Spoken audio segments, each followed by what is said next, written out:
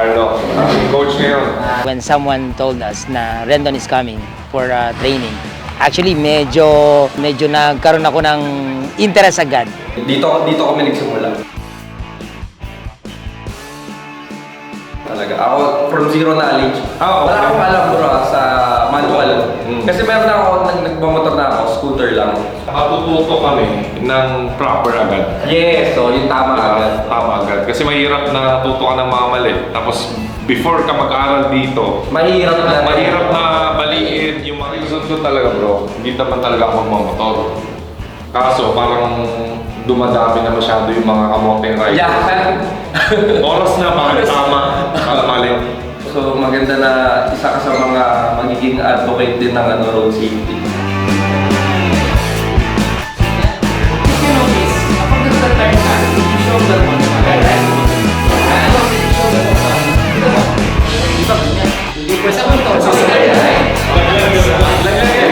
Yun yung natin, yun ang gusto kong i-emphasize yan sa mga vlog natin, sa mga motovlog. Yung road safety, tsaka discipline. Okay po, ako po si Coach Clyde, ang Training Director ng Motor Clyde Training Center. Dito po sa Motor Clyde, so nagtuturo po tayo ng basic safety riding course para sa mga rider na gustong matuto from zero knowledge, basta marunong magbisikleta, pwede pong pumunta dito at mag-enroll sa atin. Pag 310cc, afterwards, after ilang months, after siguro 1 year, gusto mo na mag-try ngayon ng 400, gusto mo na mag-500. Ito naman, touring kasi to and adventure.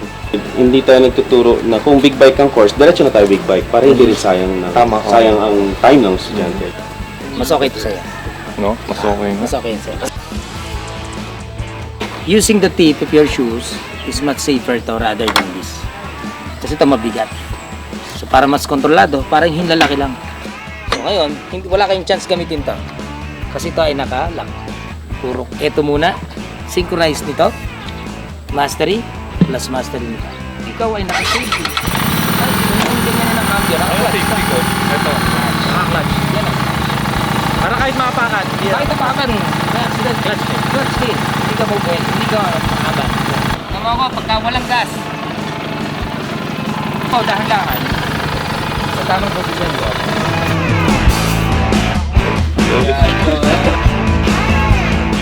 Motivational ride coming soon. Kita nyo naman, full gear yan. Merong knee pads, may elbow pads, may helmet. Kaya kayo, mag-suot kayo ng gears. Kung magmomotor kayo, mag-helmet kayo. Helmet kayo. So, i-stretch mo ito pa ganun para hindi maipit yung tenga mo. Hirap na yan So, Ganito lang. para hindi laki. Yan, from the bottom. Ayun.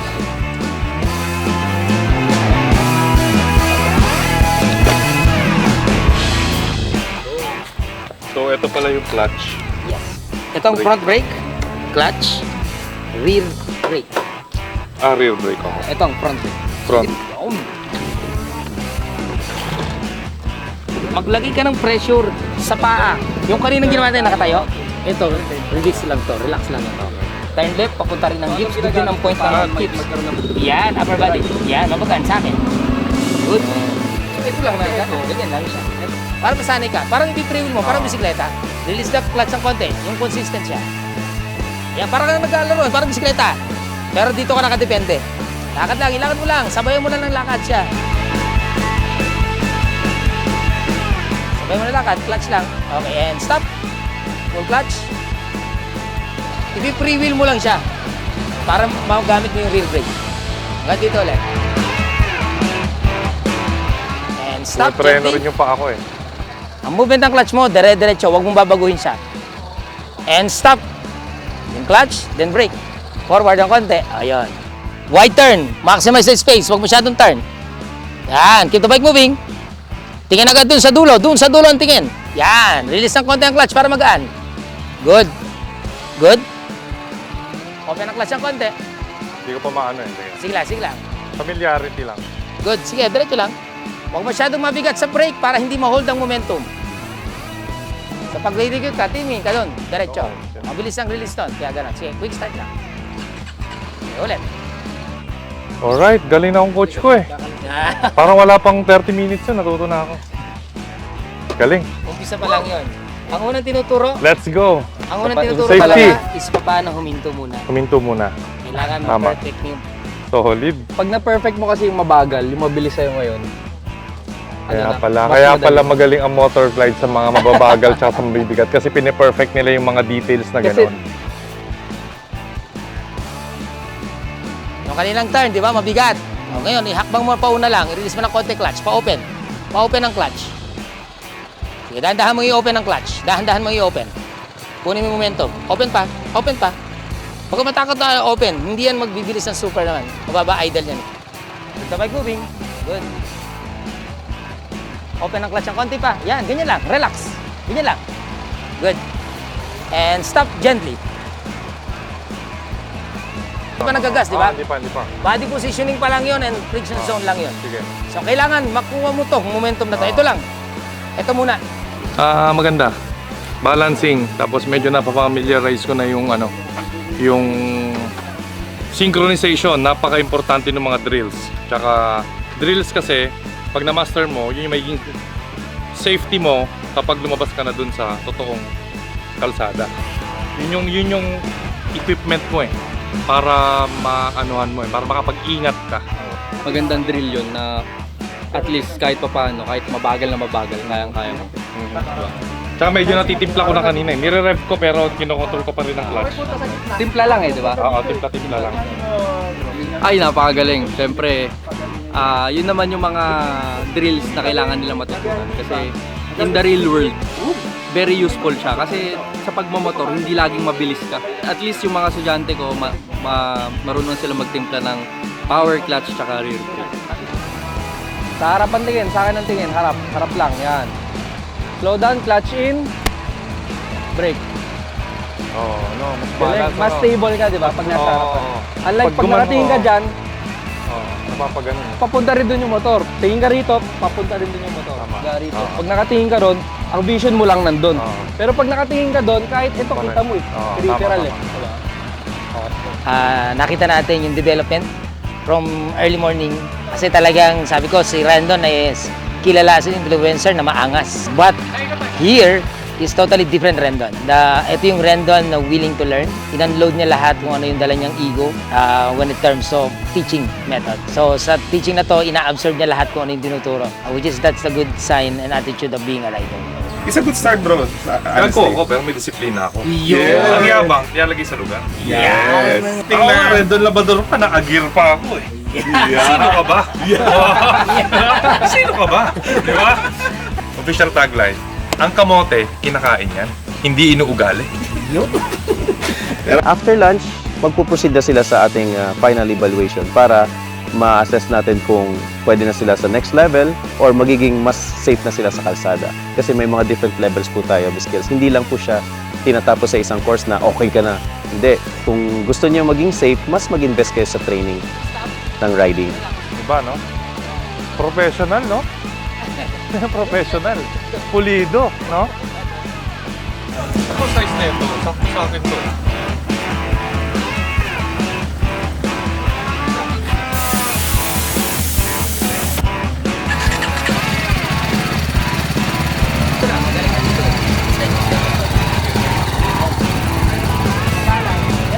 Gradual silang natututo. Nung una, maraming hesitation, maraming fear factor na nangyayari. Now, through the process, nakita nila yung sequential and then that's the time nakita nila na mas confident sila to maneuver a different bikes as well.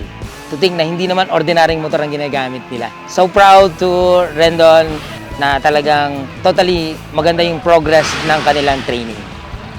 Kapag ano yan? Back left. Back left yan. Back left. Nakabenta na.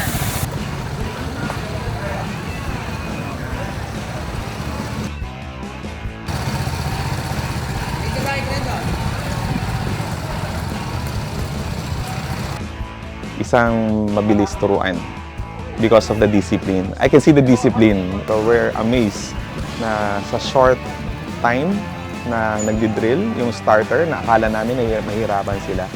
Na-surprise kami. Mabilis sila natuto. Then talagang matatapang sila in terms of the courage to do extreme ng safety. So, believe din kami dahil ang fundamentals na gusto nilang ipasok sa kanilang sistema sa pagmumotor ay maganda. Maganda advocacy nila, maganda yung prinsipyo nila na disiplinado talaga sa pag-ride. So, welcome sila sa Motorglide. Natuwa kami na lahat ng ginagawa nila, mabilis sila matuto. Yung dapat pang 1.5 days or 1-day training, wala pang half day, almost tapos na. Maganda rin na willing sila matuto. That's the most important part ng pagiging trainee. Kinonsider nila sila ay baguhan talaga, hindi sila nahihiya. Hindi sila naiilang na sabihin nila na kailangan nila matuto, hindi nila alam to. So, the willingness, the courage, the motivation, at saka yung kanilang spirit ay napakaganda.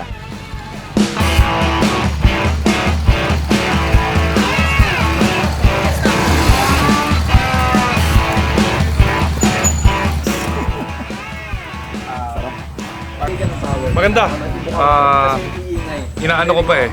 Kinakapa ko pa yung parang synchronization. Naninibago pa ako sa mga. So lahat Kailangan sabay-sabay. practice sabay-sabay eh. Iniisip ko sabay-sabay. Hindi ka ba nagkakambyo? Practice. Hindi ka ba nagkakambyo niya? Hindi pa ako nagkakambyo. O nga no, wala pa kambyo. Kaya Ang focus ng good thing natin, presence of mind ka na alam mo kung kailan ka mag-stop. Kasi yung pinakamahirap sa pagmumotor is mabilis magpatakbo. Ang problema, paano stop?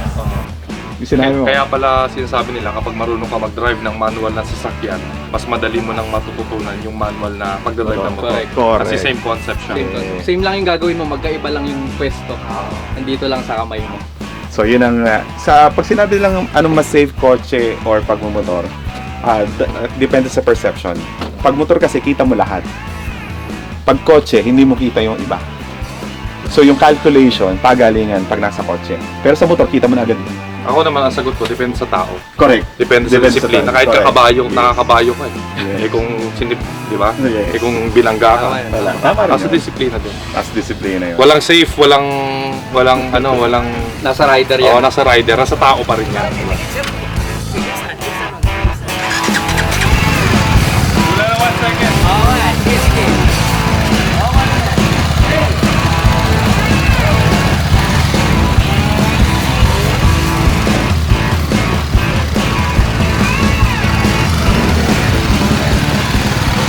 And ang isang magandang ginawa nila for today, nag-drill ang mga coaches, nag-drill po kami kanina.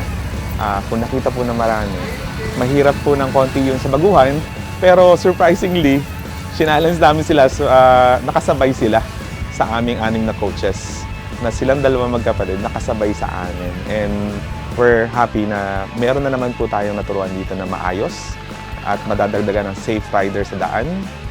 I hope marami silang ma-encourage, ma-motivate na rider na tulad nila para maging safe ang ating kalsada. Ride safe, Motorglide. We always treat them as with high regard sa safety.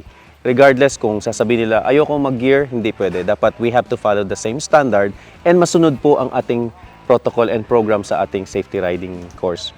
Wala pong tinatawag na special favor dito, hindi siya mag-gear or hindi mag-helmet para makita. So, kinagagalak po namin na makasama namin sila dito at matry ang ating facility and masyado kaming natutuwa na magiging ligtas din po sila sa daan. Katulad po ng ibang mga riders natin na nakapag-training na.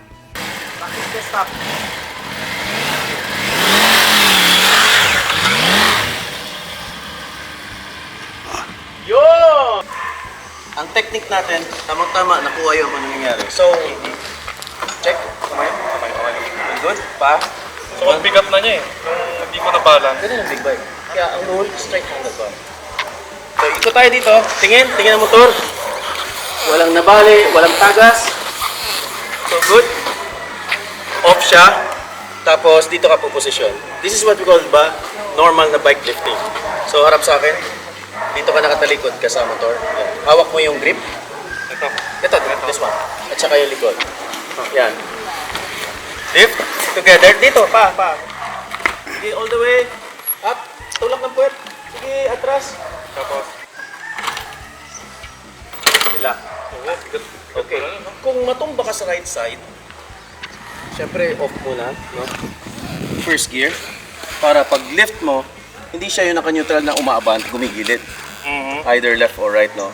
Para at least naka-lock siya, parang naka-parking brake na rin pa naka-first gear. Okay lang. Okay. Okay. Hindi mo pala maaano, no? Pag gumanon, tapos hininto mo. So, ito ang initial mo ha. Rendon. Pinirmahan mo ah. Pinirmahan mo. Oh, Pinirmahan ni Rendon, no? Oh, yan. Rendon. Ang haba pala ng perma mo ko. Ang tip ko is, again, mag-practice lang kayo na mag-practice. Especially kapag yung, syempre, mamimili kayo kung saan kayo magpa-practice. Kasi kailangan safe yung environment. So, wala kayong mababangga, wala kayong matatamaang tao. So, una yon. Pangalawa, laging mag-iingat kapag nasa real world na kayo. So, kailangan lagi kang defensive pagdating sa pagre-ride para at least safe ka lagi. So, napakasarap ng pagmamotor, syempre, kaya kayo sa mga gusto, aspiring na gusto magmotor, mag-aral tayo ng basics, kahit foundation lang, tapos the rest, may experience nyo naman yan in the real world. Okay? Ito ang pinaka-importante before you start. To be more aware and more responsible rider when you start on the road. Likewise sa mga rider pa na hindi pa nakapag-take ng any of proper course, pwede po tayo mag-refresher riding course, and then medyo challenging po yung intermediate at saka advanced skills. More on slow maneuvering and tight maneuvering course tayo dito. So meron tayong facility na track 1 since 2021. This is our original track, and then nag-expand po tayo ng track number 2, another on-road na meron siyang burol ng konti for stopping and medyo challenging drill. So naging project po namin siya this year, na-acquire namin siya last year. So we would like to invite you to come and visit Motor Clyde Training Center. Invest in your skills para lagi po tayong ligtas para sa ating pamilya. Ride safe, everyone. So, advice ko sa mga riders na baguhan at gusto matuto, welcome po kayo sa Motor Clyde anytime. We are teaching from basics, zero knowledge to experience, refresher, returning riders, lahat po. Lahat ng klase ng motor, small bike, big bikes, adventure bikes, meron po tayo. And sa mga experienced rider naman na gustong ma-enhance pa yung kanilang knowledge sa pagmumotor, welcome po kayo mag-refresher dito, mag-review, magpa-assess kung okay pa ba ang pag-ride natin. Marami po kaming ginagawang activities, and I hope na makasama namin kayo dito. Subukan po ninyo. Meron po tayong restaurant dito, meron kaming mechanic shop, meron tayong iba't ibang facility dito sa Motor Clyde. So welcome to all riders dito po sa Motor Clyde. Here in Motor Clyde, we are so happy and so proud that Rendon consider our facility para maging part of his journey to start with their motorcycle mental and community world. So, thank you so much, Rendon, for being with us.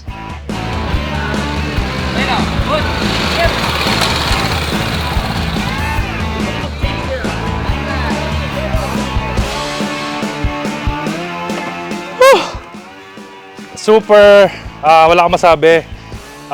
Thank you syempre sa Motor Clyde Training Center at kay Coach Carlo Salonga at kay Coach Tani, Coach Clyde at sa buong staff at management ng Motor Clyde Training Center. Sobrang dami ko natutunan. Day 1 pa lang pero dami ko nang nagawa. Dami kong drills na naipasa. So na-appreciate ko lahat. Importante talaga yung safety. Yun ang masasabi ko, safety. Tsaka skills muna bago speed. So day 1 pa lang, babalik ako. Hindi pa dito natatapos ang journey ko. So sana samahan niyo po ako sa aking bagong content, bagong vlog para ma-inspire yung mga motor riders natin na discipline muna. Diba? Madaling magmayabang madaling umangas Pero nasa tamang paraan. Okay? Yun. See you soon! Dito pa lang nagsisimula yan sa Motor Clyde. Abangan nyo ako. Tandaan nyo lagi sinasabi ko, ang kamote, kinakain, hindi inuugali.